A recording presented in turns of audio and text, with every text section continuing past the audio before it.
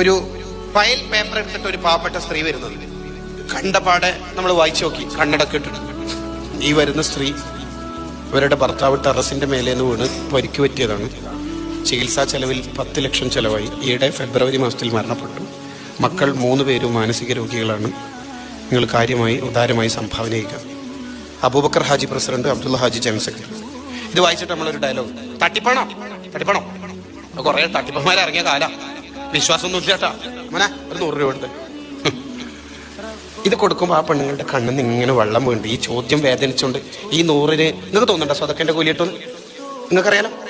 ഈ പെണ്ണുങ്ങൾ അടുത്ത വീട്ടിലേക്ക് പോകുമ്പോൾ അപ്പുറത്തെ വീട്ടിലെ സ്ത്രീ പാത്രം ഇങ്ങനെ കഴുകണ്ട. അപ്പോൾ ആരോ വന്നപ്പോൾ കുടഞ്ഞ് വലൈക്കും അസ്സലാം, എന്തായാലും എനിക്കിതൊന്നും ശരിക്കും വായിക്കാനറിയാം, സഹായത്തിന് വന്നായിരിക്കും അല്ലേ. ഒറ്റ മിനിറ്റ്. എന്നിട്ട് ഒരു വീട്ടിൽ ഉള്ളിൽ കയറി ഒരു ഭണ്ഡാരിങ്ങനെ പൊളിച്ചിട്ട് 2 ചുളിഞ്ഞ 10 രൂപ നിവർത്തിയിട്ട്, അല്ലോ എൻ്റെ ബർക്കത്തുണ്ട്, എൻ്റെ മക്കളെ നന്നാണ്. ഇത് സ്വതക്കൻ്റെ കൂലി കിട്ടോ? കിട്ടോ? Let smile is charity. ഇതെന്നെ സാധനം ഇസ്ലാം എന്ന് പറഞ്ഞാൽ പാച്ചയായിട്ട് ജീവിക്കണം.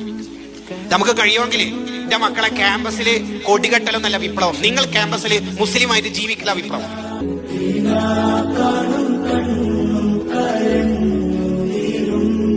കരയുള്ള കണ്ണിൽ പ്രതീക്ഷ